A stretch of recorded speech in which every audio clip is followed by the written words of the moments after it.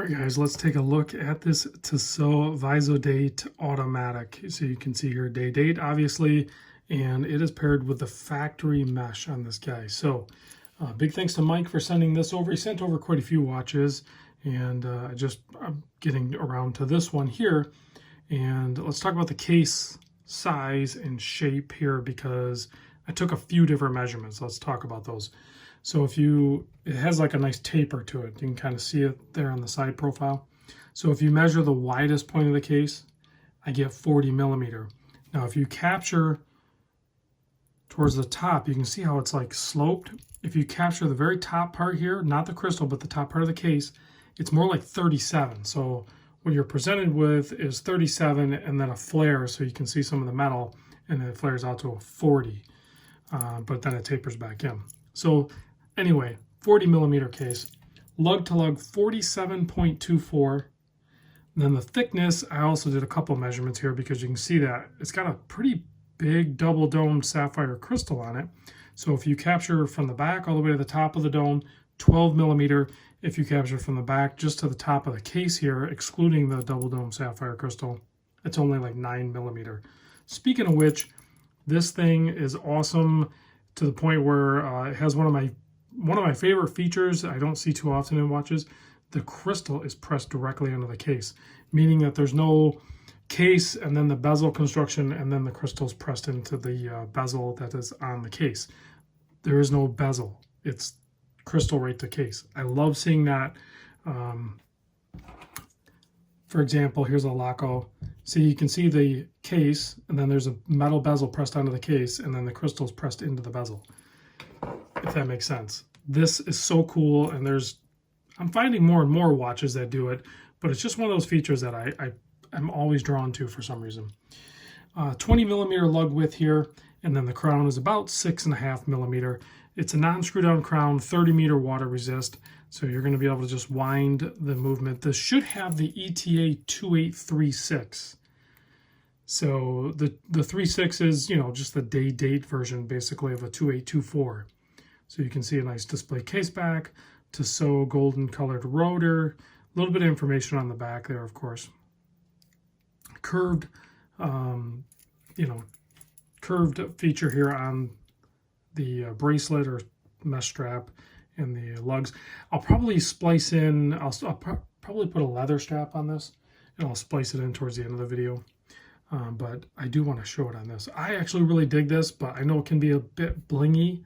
So some people are going to prefer it, and actually you can buy certain models with it on the leather strap. But I like this mesh. So you can see the dial there. It's kind of like an off-white, silverish. It's got almost like a metallic flake effect to it. There's no lume anywhere. This just has applied indices. And check out that applied Tissot branding logo up there just above the printed Visodate. I love that font. That's really well done. Look at that. Nice handset. Super legible the way it catches light. Framed day date window. This is just such a beautiful watch. I don't wear dress watches, but I think this is a dress watch that, you could wear in many different occasions. So retail price is $675. Mike, he included the receipt. I think he paid $400 or like $399 basically from Joma Shop. So this was purchased from Joma Shop, and you can pick them up for around $400. So that would be brand new. Let me pop this guy on the wrist. I usually struggle with this kind of bracelet, and I don't think there's going to be any change in that today, but it's definitely a little bit more refined than say like the Timex style one. Like this Timex mesh is fine, and it's well done, but this is just way better. Like this screams quality when you handle it and put it on and everything. It's not like a value or a corners cut or anything like that, I guess is what it feels like. This just feels premium. So there it is on my 7 1/4 inch wrist, and it's perfect. Like I could see adding maybe a dress watch to the collection. Maybe I should have one. I don't know. What do you guys think? I don't know that I'm ready to add the dress watch, but I don't know. Maybe I don't think I would ever wear it is the issue. So you can see how that works. Pops off there, nice and easy. I'm okay with that. And it's infinitely adjustable. You can move it pretty easy. So, all right, guys, let me pause my bin of straps, and I decided on this one. So this is a custom handmade EA Leather Goods. I'll put a link to his Instagram in the description. So it's really good, high quality handmade leather strap. So there is a quick look at that. Let me pop it on wrist for you. I think we can go a little longer with the wrist shots here just because there's no loom, so we're not going to have the loom shot. But so there it is on a nice brown leather. Of course, you could do it on like a black leather or something like that too. All right, guys, here it is on a green strap mill Canada strap. I found this one. I just had to try it on. I figured I'd share it with you. I think it looks great on there. And then I will close out with this shell cord woven leather strap here in a second. But let me give you a wrist shot of it with the green.